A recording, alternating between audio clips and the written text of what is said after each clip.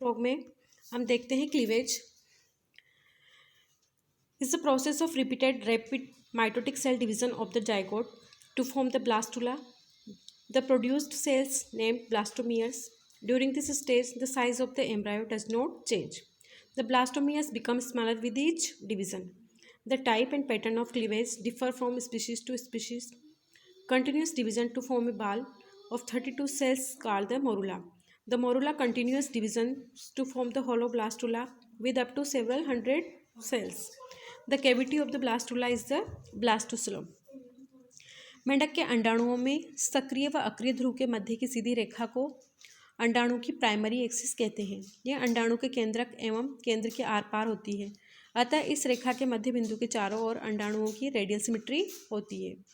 अंडाणु में शुक्राणु सक्रिय गोलार्ध में ही किसी बिंदु से प्रवेश करता है, परंतु यह बिंदु स्वयं सक्रिय ध्रुव प्राय नहीं होता है। शुक्राणु प्रवेश बिंदु के सामने युग्मनज की भूमध्य रेखा पर अर्धचंद्राकार धूसर अर्धेंदु या क्रेसेंट बनती है। ये भावी भ्रूण के पृष्ठ भाग को प्रदर्शित करती है। शुक्राणु प्रवेश बिंदु का क्षेत्र भावी भ्रूण में अग्रभाग बनाता है। इसके सामने का अक्रिय गोलार्ध का क्षेत्र भावी भ्रूण का पश्च भाग बनाता है। इस प्रकार शुक्राणु प्रवेश से भावी भ्रूण की अग्र पश्च एवं पृष्ठ अधर अक्षीय तथा द्विपार्श्वीय सममिति बायलेटरल सिमेट्री स्थापित होती है। मेंढक में विदलन निषेचन के लगभग 3 घंटे पश्चात प्रारंभ होता है। सभी विभाजन समसूत्री प्रकार के होते हैं। मेंढक में अंडाणु मध्य पीतकी एवं गोलार्ध पीतकी होता है, फिर भी विदलन होलोब्लास्टिक होता है।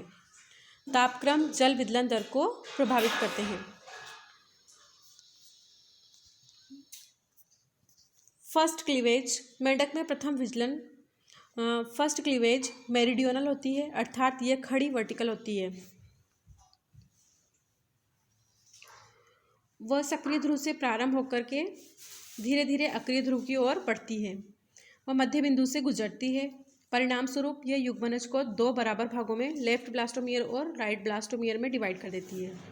सेकंड क्लीवेज प्रथम विदलन के पूरा होने से पहले ही सक्रिय ध्रुव पर इसके समकोण पर द्वितीय विदलन खांच प्रकट होता है। यह भी रेखांकित विभाजन होता है। इस विभाजन के परिणाम स्वरूप युग्मनज 4 कोरक खंडों में ब्लास्टोमियर्स में ये डिवाइड हो जाता है। उसके बाद तृतीय विदलन थर्ड क्लीवेज, यह द्वितीय विदलन के पूर्ण होने के लगभग आधे घंटे बाद या निषेचन के लगभग 4-5 घंटे बाद प्रारंभ होता है। तृतीय विदलन खांच क्षैतिज हॉरिजॉन्टल या अनुप्रस्थ होती है तथा प्रथम 2 विदलन खांचों के साथ समकोण बनाती है। ये खांच भ्रूण की मध्य रेखा से न गुजरकर उससे थोड़ा ऊपर अर्थात सक्रिय गोलार्ध में बनती है। इस तृतीय विभाजन के परिणाम स्वरूप भ्रूण में 8 कोरकखंड बनते हैं। भ्रूण में अब ऊपर की ओर 4 छोटे व काले लघुखंड माइक्रोमियर्स, ये यहाँ पर 4 ऊपर माइक्रोमियर्स तथा नीचे की ओर 4 बड़े मैक्रोमियर्स हो जाते हैं। असमान कोरकखंडों के बनने के बाद मेंढक में भ्रूणीय विदलन को असमान पूर्णभंजी विदलन या अनइक्वल होलोब्लास्टिक क्लीवेज कहते हैं। फोर्थ क्लीवेज चतुर्थ विदलन खांच प्रथम व द्वितीय विभाजन खांचों के मध्य बड़ी रेखाओं के रूप में बनती है, जिनके परिणाम स्वरूप कोरकखंडों की संख्या 16 हो जाती है। पांचवां विदलन खांच को अनुप्रस्थ विभाजन से मिलकर बनता है। इनकी खांचें क्रमश सक्रिय व अक्रिय अर्धांश में बनती है। इस प्रकार भ्रूण में 32 कोरकखंड यहाँ पर बन जाते हैं। Thank you.